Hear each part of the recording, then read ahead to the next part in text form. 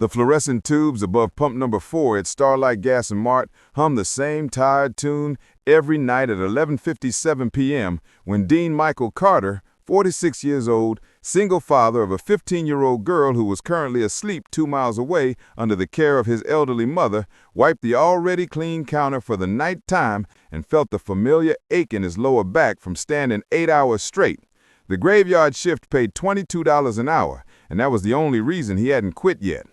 His hands were rough from years of fixing carburetors before the shop closed and left him with nothing but this blue vest and a name tag that said, "Dean, how can I help you tonight?" The store smelled of old hot dogs rotating forever on silver rollers, cheap pine cleaner, and the faint metallic tang of motor oil that never left his skin. Outside, the November wind slapped against the glass doors and made the bell chime even when no one entered. And that was when she first came in, exactly midnight. The automatic door sighed open, and in walked a girl who looked like a ghost wearing designer clothes, long black coat that probably cost more than Dean's car, cheekbones sharp enough to cut paper, eyes the color of expensive whiskey, so big in her tiny face that they seemed to swallow the rest of her. She couldn't have weighed more than 79 pounds. Dean knew because he had once weighed his daughter after chemo, and the number 79 still haunted him like a curse. The girl's wrists were bird bones wrapped in pale skin. Her blonde hair was dull and hung in lifeless strings. She walked straight to the glass coolers, pulled out a 12-pack of the cheapest light beer, the kind college kids buy when they want to get drunk fast, and placed it on the counter with fingers that trembled like leaves in that same November wind. Dean looked at her, really looked, and felt something inside his chest crack open the way ice splits on a pond. She tried to smile, but it came out broken. "Just this, please." Her voice was soft, cultured, East Coast boarding school soft, and Dean's hand hovered over the scanner. He had seen this before. Not this exact girl, but this exact look. The hollow eyes that weren't hungry for food, but hungry for punishment. He had seen it in his wife before the cancer took her. The way she would smile right before disappearing into the bathroom for 40 minutes. The sound of retching that she thought the shower covered. Dean's hand froze. The barcode reader beeped once uselessly in midair. "I'm sorry, miss. I can't sell you this," he said quietly. And the girl's whole body jerked as if he had slapped her. Her eyes filled instantly with hot tears that she refused to let fall. "Please," she whispered. "I have money. Look," and she pulled out a crisp $20 bill, Benjamin Franklin's face staring up like he too was judging. Dean shook his head slowly. "It's not about money, Darman. It's about the fact that you're killing yourself, and I'm not going to be part of it tonight." The word darling slipped out the way it always did with her children. He had called his daughter darling even when she was bald and vomiting chemo. The girl stared at him, lips shaking, and then something wild flashed across her face. Anger, shame, desperation, all mixed. She grabbed the 12-pack and tried to walk out, but Dean was faster. Years of wrangling a teenage daughter made him quick. He gently took the box from her hands and placed it back behind the counter. "No," he said, softer than before, "but I can offer you something else." He reached under the counter where he kept his own dinner that his mother still packed for him every night like he was 10 years old. Tonight, it was meatloaf with mashed potatoes and gravy in a Tupperware that had survived 3 decades, still warm because he heated it at 11. He opened the lid, and the smell of onions and comfort filled the cold store. The girl stared at the food like she had never seen anything so alien. "Eat," Dean said, pushing the container toward her with a plastic fork. "Please, just eat something real." She backed away. "I'm not hungry." But her stomach betrayed her with a loud, hollow growl that echoed off the energy drink pyramids. Tears finally spilled over. "I can't keep it down," she whispered so quietly Dean almost missed it. And there it was, the confession, hanging between them like cigarette smoke. Bulimia, the silent monster that had also visited his house once upon a time. Dean felt his eyes burn. He came around the counter, slowly so he wouldn't scare her, and gently touched her shoulder. She was freezing even through the cashmere coat. "My name is Dean," he said, "and I lost someone to this same demon. So tonight, you're going to sit right here on this stool and eat at least half of this meatloaf, and I'm not going to scan a single beer for you. Not tonight, not ever if you come back looking like this." She cried then, ugly, silent sobs that shook her whole frame, and somehow she ended up sitting on the cracked red stool by the lottery machine, fork shaking in her hand, taking the tiniest bites known to mankind. Dean stood guard like a tired angel in a blue vest, talking softly about anything and everything. How his daughter Emma loved to draw horses. How the northern lights once appeared so bright over this very gas station that customers forgot to pump gas. How his mother still cut the crusts off his sandwiches at 46. He talked until the girl, Isabella, she finally told him her name was Isabella Royce, ate almost the entire container, her stomach rebelling loudly, but she breathed through it the way someone had probably taught her once in a $50,000 rehab.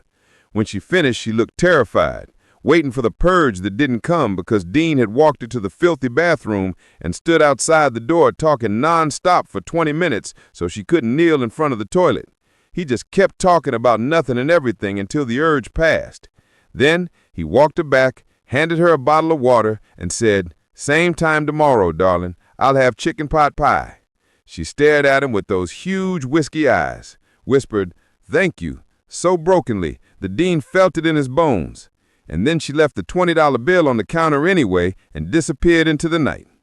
Dean picked up the bill, folded it into a tiny square, and tucked it into the breast pocket right over his heart. The first night became the second night. She came back at 12:03, thinner if that was even possible, eyes red from crying or purging or both. Dean wordlessly heated chicken pot pie his mother had packed. They went through the same ritual. She cried, he talked, she ate. He stood guard outside the bathroom door, telling her about the time Emma tried to dye her hair with Kool-Aid and turned orange for a month. Third night, lasagna. Fourth night, roast beef. Every night, Dean gave him his entire dinner and went home to eat cereal in silence so Emma wouldn't notice. He started packing 2 dinners without telling his mother why. He just said the new guy at work was hungry. Isabella started talking a little more each night, tiny fragments. She was 23. She lived in the glass mansion on the hill that everyone in town whispered about. Her father owned half the planet, but hadn't looked her in the eye since she was 12. Her mother had died when she was 7 and left her with nannies who weighed her every morning like a prize calf. She had been in 6 rehabs, all the best ones, Switzerland, Arizona, Maldives. None of them stuck because no one ever just sat with her in the ugliness afterwards. Dean listened without judgment, wiping the counter in slow circles while she spoke. Some nights she managed to keep the food down. Some nights she didn't, and Dean held her hair anyway, the bathroom floor becoming sacred ground. 10th night, she weighed herself on the trucker scale near the air pump, 78 pounds. She cried so hard she dry heaved nothing but bile. Dean carried her, actually carried her because she was light as her daughter's old book bag, to the break room couch and let her sleep there for 3 hours while he watched over her, counting her breaths like rosary beads. 15th night, she showed up with bruises on her knuckles from making herself throw up in marble bathrooms. Dean wrapped her hands in gauze from the first aid kit and told her stories about his wife, how she had fought the cancer for 4 years and never once complained, how she weighed 71 pounds at the end and still smiled when Emma sang off-key Disney songs. Isabella listened and for the first time asked questions about someone else's pain. 20th night, she came in smiling, actually smiling. She had kept down breakfast and lunch. She still wanted to purge, but the urge wasn't as loud. Dean opened his dinner, beef stew tonight, and she ate the whole bowl without once running to the bathroom. 25th night, she brought him a scarf, soft cashmere he had ever felt, blue night like the sky before snow. "For your neck," she said shyly. "You're always cold." Dean wrapped it around his neck and felt tears threaten for the first time in years. 30th night, she stepped on the scale again, 84 pounds. She jumped into his arms like a child, and he spun her slowly under the flickering fluorescent lights while the hot dogs kept rotating, and the wind howled outside, and for 1 perfect minute, the world made sense. Dean tucked the same $20 bill deeper into his pocket every night. It had become their silent contract. She was still dying slowly, but now she was dying a little slower. And that was something. That was everything. And the nights kept coming, one after another, like dark pearls on an endless string, building something neither of them had words for yet. On the 31st night, the first snow fell, fat silent flakes that covered the pumps in minutes and turned the parking lot into a blank page waiting for footprints. Isabella arrived wearing the same black coat, but underneath it, a soft cream sweater that no longer hung off her like a tent. Her face had the tiniest bit of roundness in the cheeks now, still painfully thin, but no longer skeletal. Dean noticed immediately and felt something like pride bloom warm in his chest. He had started packing gourmet things his mother didn't even know how to pronounce. Tonight, it was cap au vin, because the butcher owed him a favor. Isabella ate 2 full plates and kept them down. Afterward, they sat on the stool together, sharing a single hot chocolate from the broken machine that only gave free refills after midnight. She told him about the time she tried to kill herself at 16 with her mother's old pills and woke up in the ICU with her father on the phone yelling about stock prices. Dean told her about the night his wife died, how he had held her hand while Emma slept in the corner, curled like a comma, how the heart monitor flatlined at 3:17 a.m. and the world ended with a sound like a sigh. They cried together quietly, foreheads touching over the scratched counter. 35th night, she brought him a book of poetry, Pablo Neruda, dog-eared at the love sonnets. She read one aloud in a voice that shook but didn't break. Dean didn't understand half the words but felt every one in his marrow. 40th night, the power went out across half the town. The gas station plunged into absolute black except for the emergency lights that painted everything blood red. Dean lit candles he kept for exactly this apocalypse, and they ate beef bourguignon by candlelight while the snow piled higher and higher outside. Isabella admitted she hadn't purged in 9 days, the longest ever. Dean hugged her so hard he was scared he'd hurt her, but she clung back just as fierce. 45th night, she weighed 91 pounds and danced, actually danced between the aisles, spinning with her arms out while some old country song played on the staticky radio. Dean watched with tears rolling down his cheeks and didn't bother hiding them anymore. 50th night, she had a relapse, showed up drunk on vodka she had stolen from her father's bar, eyes wild, demanding beer, screaming that she was disgusting and fat now. Dean refused, took the keys from her shaking hand, made her eat plain rice and broth while he held her hair again as her body rejected everything, including the hope. She fell asleep on the break room couch with his coat as a blanket, and he sat beside her all night counting breaths again, praying for the first time since his wife's funeral. 55th night, she came back ashamed, eyes swollen, apologizing over and over. Dean just opened his arms and she walked into them like coming home. He told her relapse wasn't failure. It was the disease talking, not her. She cried into his blue vest until it was soaked.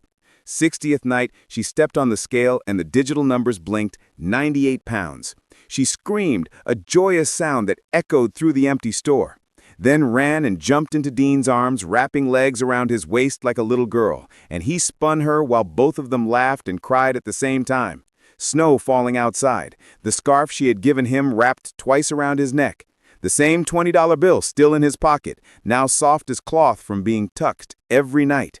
They were halfway there, halfway to life, and the nights kept coming, darker, colder, more beautiful, building something unbreakable one midnight meal at a time. 61st night brought ice rain that turned the roads to glass and kept even the truckers away. The store was silent except for the tapping on the roof like impatient fingers. Isabella arrived glowing, cheeks pink from cold. She had gained enough weight that her coat finally fit properly. 104 pounds, she announced proudly before even saying hello. Dean felt his heart burst open. They ate salmon with lemon butter that his mother had started making without asking questions anymore. Afterward, Isabella helped him restock the cigarettes, standing on the little step stool because she still wasn't tall enough to reach the top shelves. They talked about the future for the first time. College maybe, art school. She wanted to paint. Dean told her Emma would love to meet her one day. 75th night, she brought Emma's portrait, a pencil sketch so lifelike Dean couldn't speak for 5 minutes, just held the paper with shaking hands while tears dropped onto the protective sleeve.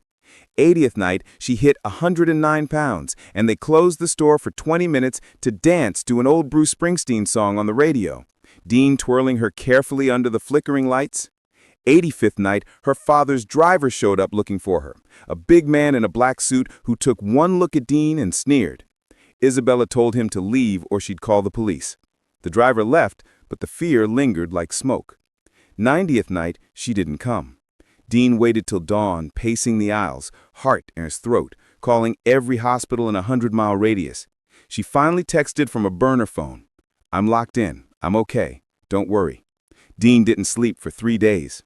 93rd night, she escaped through the window with a rope made of designer sheets, showed up bleeding from rope burns on her palms. Dean cleaned and bandaged them while she sobbed that her father had found the scale and the food diary and screamed that she was embarrassing the family by getting fat. Dean held her until morning. 95th night, she weighed 112 pounds even after everything. They celebrated with chocolate cake Dean had baked himself, badly, lopsided, and too sweet. But she ate 3 pieces and kept them down. 99th night, she whispered that she loved him. Not like a daughter, not like a friend, but something new and terrifying and beautiful. Dean kissed her forehead and said he loved her too, more than she'd ever know. 100th night, she didn't come again. Then the 101st, then the 102nd. Dean's world narrowed to the sound of the automatic doors. He lost weight himself, stopped eating. The blue scarf hung loose around his neck. His mother started coming to the store just to make sure he was breathing. On the 105th night, the doors opened exactly at midnight, and in walked Isabella. Healthy, glowing, hair shiny, cheeks full, wearing a simple white dress under her coat. 115 pounds of miracle. She walked straight to the counter, placed the same $20 bill down, the one that was now soft as felt from being carried next to Dean's heart for 3 months and 12 days. On the back, she had written in careful handwriting, "I weigh 115 now. Thank you, Dad." Dean read it, and the world disappeared. There was only this girl, this daughter he never gave birth to, but had fought for every single night. He came around the counter, and she ran into his arms, and they held each other while the hot dogs rotated and the fluorescent lights hummed their tired tune. And outside, the first crocuses were pushing through the snow because spring had finally come. Then the doors opened again, and in walked a man Dean recognized from Forbes covers, Alexander Royce, the billionaire, eyes red from crying or not sleeping or both, flanked by bodyguards who stayed outside. He looked at Dean holding his daughter, and something broke in the man's face. He walked forward slowly, pulled out a folder thick with legal papers, and said, voice cracking, "I was wrong. I thought money could fix her. You did what my billions never could. The station is yours, the land, the building, everything. Paid in full, no strings, and if you'll let me, I'd like to shake the hand of the man who gave me my daughter back." Dean couldn't speak, just held Isabella tighter, the $20 bill on the counter between them like a sacred relic. Alexander Royce left quietly after signing everything over, no cameras, no press, just a father who had finally learned what love actually costs. That night, Dean locked the doors for the last time his owner, turned off the lights, and walked out with Isabella's hand in his, the blue scarf around his neck, the $20 bill in a frame on the wall forever. They drove to his little house where Emma was waiting with a cake that said, "Welcome home, sister." And for the first time in years, Dean cried the way a man cries when the long war is finally over, when the darkest nights give birth to the brightest mornings, when one small kindness at a gas station midnight somehow saves 2 broken souls and proves that sometimes the richest people in the world are the ones working graveyard shift with nothing but meatloaf and stubborn love in their pockets. And they lived, all of them, not perfectly, but fully, fiercely, forever changed by 105 nights of midnight dinners and the $20 bill that bought back a life.